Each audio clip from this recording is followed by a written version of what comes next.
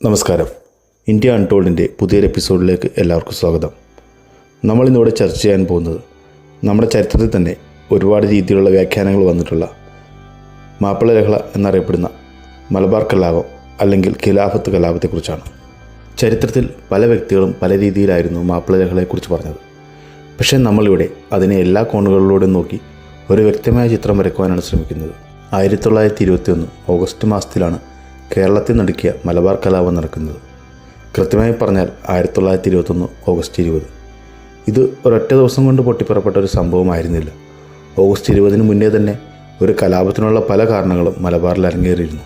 അതിൽ പ്രധാന കാരണങ്ങൾ ഇങ്ങനെയായിരുന്നു: ബ്രിട്ടീഷ് ഭരണത്തോടുള്ള എതിർപ്പ്, അന്നുകാലത്ത് നിലനിന്നിരുന്ന ജന്മി കുടിയാൻ വ്യവസ്ഥ, പിന്നെ മലബാറിനെ ഒരു മതരാജ്യമാക്കണമെന്ന ഖിലാഫത്ത് സംഘടനയുടെ ആശയം. ഇതെല്ലാം ഒരു കലാപത്തിന് വഴിയൊരുക്കി. അങ്ങനെ പല പ്രശ്നങ്ങളും മലബാറിൻ്റെ മണ്ണിൽ ഉണ്ടായിരുന്നുവെങ്കിലും ഒരു ലഹള തുടങ്ങുന്നതിലേക്ക് നയിച്ച സംഭവം ഇങ്ങനെയായിരുന്നു. ഒരു ലഹള പൊട്ടിപ്പുറപ്പെട്ടേക്കാമെന്ന് മുന്നിൽ കണ്ടിരുന്ന അന്നത്തെ സർക്കാർ ലഹളയിലേക്ക് നയിച്ചേക്കാവുന്ന ആളുകളെ അറസ്റ്റ് ചെയ്യുന്നതിന് വേണ്ടി തീരുമാനിച്ചു. അതിൽ പ്രധാനിയായൊരു വ്യക്തിയായിരുന്നു തിരൂർ അങ്ങാടിപ്പള്ളിയിൽ 14 വർഷമായി ഖത്തീബായി പ്രവർത്തിച്ചിരുന്ന അലി മുസ്ലിയാർ. കൂടാതെ അദ്ദേഹം ഖിലാഫത്ത് പ്രസ്ഥാനത്തിൻ്റെയും ഒരു പ്രധാന പ്രവർത്തകനായിരുന്നു.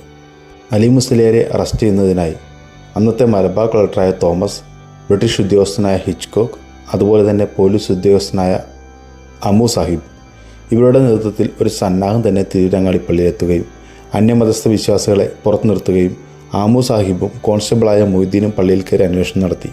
പക്ഷേ അദ്ദേഹത്തിനെ കണ്ടുകിട്ടിയില്ല. എന്നാൽ തിരൂരിൻ്റെ ബാക്കി പ്രദേശങ്ങളിൽ ആ സമയം കൊണ്ട് പടർന്നു പിടിച്ചത് ഒരു വ്യാജ വാർത്തയായിരുന്നു. അലി മുസ്ലിയാരെ അറസ്റ്റ് ചെയ്തു. ഇതിനോട് ബന്ധപ്പെട്ട് ഒരു ജനക്കൂട്ടം തന്നെ അവിടെ രൂപപ്പെട്ടു. അതിൽ കൂടുതലും മാപ്പിളമാരും ഖിലാഫത്ത് പ്രവർത്തകരുമായിരുന്നു. അവർ പോലീസുമായി ഒരു ഏറ്റുമുട്ടൽ തന്നെ അവിടെ നടത്തി. പോലീസ് ബലം പ്രയോഗിച്ചു. വെടിവെപ്പുണ്ടായി. അതിലൂടെ 9 പേർ മരിച്ചു. അതിൽ 2 ബ്രിട്ടീഷുകാരും 2 പോലീസുകാരും ഉണ്ടായിരുന്നു. എന്നാൽ കാര്യങ്ങൾ അവിടെ കൊണ്ട് നിന്നില്ല. മലബാറിൻ്റെ ബാക്കി പ്രദേശങ്ങളിലേക്ക് പടർന്നത് ഒരു തെറ്റായ പ്രചരണമായിരുന്നു.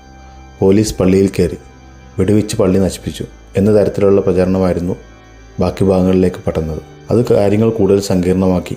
അതോടുകൂടി ഏറ്റുമുട്ടൽ രൂക്ഷമാവുകയും ലഹളക്കാർ റെയിൽവേ ലൈനുകൾ തകർക്കുകയും ടെലിഗ്രാം ലൈനുകൾ പൊട്ടിക്കുകയും അങ്ങനെ വലിയ പ്രക്ഷോഭം തന്നെ അവിടെ പൊട്ടിപ്പുറപ്പെട്ടു. ഈ വാർത്തകൾ മലബാറെമ്പാടും പടരുകയും മഞ്ചേരി, പൂക്കോട്ടൂർ എന്നിങ്ങനെ പല സ്ഥലങ്ങളിലും ഖിലാഫത്ത് പ്രസ്ഥാനത്തിൻ്റെ ആളുകൾ നേതൃത്വത്തിൽ അക്രമങ്ങൾ അഴിച്ചുവിടുകയും ചെയ്യപ്പെട്ടു. പൂക്കോട്ടൂർ ഭാഗത്തെ കലാപകാരികൾ അവിടെ നിന്ന് കാൽനടയായി നിലമ്പൂർ കോവിലകം ആക്രമിക്കുകയും 19ഓളം ആളുകളെ അവിടെ മരിക്കുകയും ചെയ്തു. കൂടാതെ അടുത്ത ദിവസങ്ങളിൽ മഞ്ചേരി ട്രഷറി കൊള്ളയടിക്കപ്പെടുകയും 7 ലക്ഷത്തോളം രൂപ കവർച്ച ചെയ്യപ്പെടുകയും ചെയ്തു. കൂടാതെ മലബാർ പ്രദേശത്തെ പോലീസ് സ്റ്റേഷനുകൾ, ഗവൺമെൻറ് സ്ഥാപനങ്ങൾ, ബ്രിട്ടീഷ് സ്ഥാപനങ്ങൾ എല്ലാം നശിപ്പിക്കപ്പെട്ടു. ഇതിനു ഫലമായി ബ്രിട്ടീഷ് മേധാവികൾ കൂടുതൽ സംഘടിക്കുകയും പട്ടാള ഭരണം പ്രഖ്യാപിക്കാനുള്ള നടപടികളിലേക്ക് കടക്കുകയും ചെയ്തു. അതിനായി വലിയൊരു സൈന്യത്തെ തന്നെ ബ്രിട്ടീഷുകാർ കൊണ്ടുവന്നു. എന്നാൽ ഈ നീക്കങ്ങൾ പുരോഗമിക്കുമ്പോൾ തന്നെ മലബാറിൻ്റെ പല ഭാഗങ്ങളിലായി പലതരത്തിലുള്ള അക്രമ സംഭവങ്ങളും അരങ്ങേറാൻ തുടങ്ങിയിരുന്നു. ജന്മികളുടെ വീട് ആക്രമിക്കുക, കൊള്ളയടിക്കുക, സ്ത്രീകളെ സ്വർണ്ണാഭരണങ്ങൾ കൊള്ളയടിക്കുക എന്നിങ്ങനെ പല കാര്യങ്ങൾ അരങ്ങേറി. ഇതിൻ്റെ എല്ലാം ഫലമായിട്ട് പൂക്കണ്ടൂരിൽ വെച്ച് ബ്രിട്ടീഷ് സൈന്യവും കലാപകാരികളും തമ്മിൽ ഏറ്റുമുട്ടി. എന്നാൽ കലാപകാരികൾക്ക് നേരെ അതിശക്തമായ ഒരു ആക്രമണം തന്നെ ബ്രിട്ടീഷ് സൈന്യം നടത്തുകയും കലാപകാരികൾക്കൊരു വലിയ പരാജയം വാങ്ങേണ്ടിയും വന്നു. 3000ഓളം വരുന്ന കലാപകാരികൾക്ക് നേരെ ക്യാപ്റ്റൻ മെക്കട്രോയുടെ നേതൃത്വത്തിൽ 125 ബ്രിട്ടീഷ് സൈനികർ ഏറ്റുമുട്ടി. ഏകദേശം 300ഓളം ആളുകൾ കൊല്ലപ്പെടുകയും ചെയ്തു. കൂടാതെ പട്ടാള നിയമവും പ്രഖ്യാപിച്ചു. ഏറനാട്, വെള്ളുവനാട്, കോഴിക്കോട്, പൊന്നാനി എന്നിങ്ങനെ 4 സ്ഥലങ്ങളിൽ പട്ടാള നിയമം നിലവിൽ വന്നു. അങ്ങനെ ഒരു പരിധിവരെയും ലഹള അടിച്ചമർത്തപ്പെട്ടു. അതിന് പല കാരണങ്ങളുണ്ടായിരുന്നു. ഒന്ന് പൂക്കണ്ടൂരിലെ പരാജയം, പിന്നെ പട്ടാളത്തിൻ്റെ അതിശക്തമായ പ്രതിരോധം. കൂടാതെ ഓഗസ്റ്റ് 30 തിരൂർ പള്ളി വളയുകയും അലി മുസ്ലിയാറിനെ അറസ്റ്റ് ചെയ്യുകയും ചെയ്തു. ഇതിനുശേഷം കുറച്ച് നാളത്തേക്ക് മലബാർ ശാന്തമായിരുന്നു. പക്ഷേ അധികകാലം അത് നീണ്ടു നിന്നില്ല. ഏകദേശം 12 ദിവസങ്ങൾക്ക് ശേഷം അടുത്ത ഘട്ടത്തിലേക്കെന്നുള്ള രീതിയിൽ കലാപകാരികൾ വീണ്ടും അക്രമങ്ങൾ അഴിച്ചുവിടാൻ തുടങ്ങി. പക്ഷേ ഇത്തവണ അവർ അക്രമം അഴിച്ചുവിട്ടത് സാധാരണക്കാരായ ജനങ്ങളിലേക്കായിരുന്നു. ബ്രിട്ടീഷ് പട്ടാളത്തെ സഹായിച്ചു എന്ന് ആരോപിച്ച് പല സാധാരണക്കാരെയും ആക്രമിക്കാൻ കലാപകാരികൾ ഒരുങ്ങി. അതിൽ കൂടുതലും ഹിന്ദുക്കളും ക്രിസ്ത്യാനികളുമായിരുന്നു. കൂടാതെ കുറച്ച് ബ്രിട്ടീഷ് ചായവുള്ള മുസ്ലിങ്ങളും അതിന് ഇരയായി. ഈ ഒരു ഘട്ടത്തിൽ എടുത്തു പറയപ്പെടേണ്ട ഒരു പേരാണ് വാര്യംകുന്നത്ത് കുഞ്ഞു മുഹമ്മദ് ഹാജി. ലഹളയുടെ ആദ്യ സമയങ്ങളിൽ സാധാരണക്കാർക്ക് നേരെയുള്ള ആക്രമണം തടയുവാൻ ഹാജി ശ്രമിച്ചിരുന്നു. എന്നാൽ ഈ ഘട്ടത്തിൽ ഹാജിയുടെ നിയന്ത്രണത്തിന് മുകളിലായിരുന്നു കലാപകാരികളുടെ പ്രവർത്തനങ്ങളും ആക്രമണങ്ങളും. ഈ അക്രമ സംഭവങ്ങളിൽ എടുത്തു പറയേണ്ട ഒരു സംഭവമായിരുന്നു ഏറനാട് താലൂക്കിൽ തുഹൂർ എന്ന സ്ഥലത്ത് അരങ്ങേറിയ ഒരു സംഭവം. ഒറ്റുകാരാണെന്ന് ആരോപിച്ച് 34 പേരെ പിടികൂടുകയും അതിൽ തന്നെ 32 ഹിന്ദുക്കളും 2 മുസ്ലിങ്ങളുമായിരുന്നു. ഇവരെ പിടിച്ച് കുറ്റം ആരോപിച്ച് ഒരു കിണറിൻ്റെ സൈഡിൽ കൊണ്ടുവന്ന് തലവെട്ടി ഉടൽ കിണറിൽ തള്ളിയിട്ടു. ആ കിണർ പിന്നെ തുഹൂർ കിണർ എന്നറിയപ്പെട്ടു. ചെമ്പർശ്ശേരി തങ്ങളുടെ നേതൃത്വത്തിലായിരുന്നു ഈ സംഭവം അരങ്ങേറിയത്. വാര്യംകുന്നത്ത് ഹാജിക്കും ഇതിൽ പങ്കുണ്ടെന്ന് പറയപ്പെടുന്നു. ഇതിനോടുകൂടെ തന്നെ മലബാറിൻ്റെ പല ഭാഗങ്ങളിലും പല തങ്ങൾമാരുടെ നേതൃത്വത്തിൽ അനവധി അക്രമ സംഭവങ്ങൾ അരങ്ങേറുകയുണ്ടായി. നിർബന്ധിത മതപരിവർത്തനം, ഹിന്ദു കൂട്ടക്കൊല, സ്ത്രീകൾക്ക് നേരെയുള്ള പീഡനം, ഗർഭിണികളെ കൊന്നൊടുക്കൽ, അങ്ങനെ പല അനിഷ്ട സംഭവങ്ങളും ഈ കാലത്തിൻ്റെ ഭാഗമായി മലബാറിൻ്റെ പല സ്ഥലങ്ങളിലും അരങ്ങേറി. ഇതിൽ ഇരയായവർ കൂടുതലും സാധാരണ ഹിന്ദുക്കളായിരുന്നു. അങ്ങനെ ബ്രിട്ടീഷ് ഭരണകൂടത്തിനെതിരെ തുടങ്ങിയൊരു കലാപം സാധാരണക്കാരായ അന്യവസ്ഥരായ ജനങ്ങളുടെ ജീവനെടുക്കുന്ന ഒരു ലഹളയിലേക്ക് എത്തിപ്പെട്ടു. കാര്യങ്ങൾ കൈവിട്ടുപോയി എന്ന് മനസ്സിലാക്കിയ ബ്രിട്ടീഷ് ഭരണകൂടം ഗൂർഖ റെജിമെൻറ്റിനെ ഇറക്കി.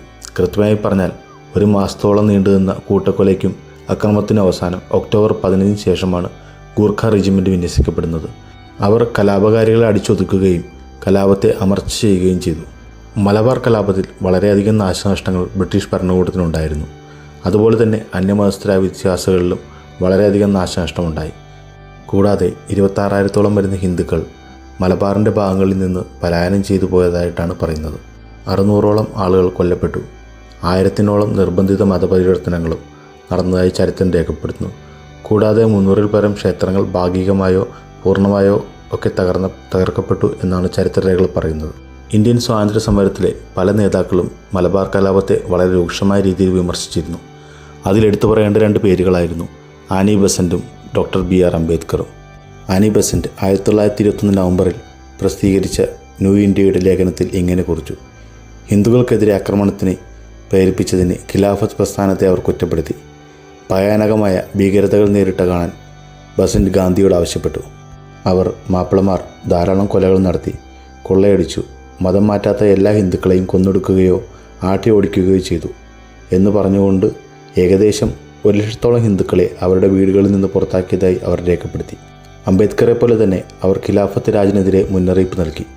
അക്രമം ഭൂവുടമകൾക്ക് മാത്രമായിരുന്നില്ല, ഹിന്ദുക്കളെയും പ്രത്യേകമായി ലക്ഷ്യം വെച്ചുള്ളതാണെന്ന് അവർ ഊന്നിപ്പറഞ്ഞു. ഡോക്ടർ BR അംബേദ്കറും കടുത്ത ഭാഷയിൽ തന്നെ ഈ കലാപത്തെ വിമർശിച്ചു. അദ്ദേഹം ഇങ്ങനെ രേഖപ്പെടുത്തി: പാകിസ്ഥാൻ അഥവാ ഇന്ത്യ വിഭജനം എന്ന അംബേദ്കറിൻ്റെ ബുക്കിൽ അദ്ദേഹം 1921 സംഭവങ്ങളെ ഒരു കലാപം എന്നതിലുപരി ബർത്തലോമിയോ എന്നാണ് വിശേഷിപ്പിച്ചത്. ഹിന്ദുക്കൾക്കെതിരായ വ്യാപകമായ അതിക്രമങ്ങൾ എടുത്തു കാണിച്ചു. കൂട്ടക്കൊലകൾ, നിർബന്ധിത മതപരിവർത്തനങ്ങൾ, ക്ഷേത്രങ്ങൾ നശിപ്പിക്കൽ, സ്ത്രീകൾക്കെതിരായ ക്രൂരതകൾ എന്നിവ കലാപത്തിൻ്റെ നിർവചിക്കുന്ന സവിശേഷതകളായി അദ്ദേഹം വിശേഷിപ്പിച്ചു. ഇസ്ലാമിക ഭരണം എപ്പോഴും എന്താണെന്ന് മലബാർ നമ്മളെ പഠിപ്പിച്ചിട്ടുണ്ട്.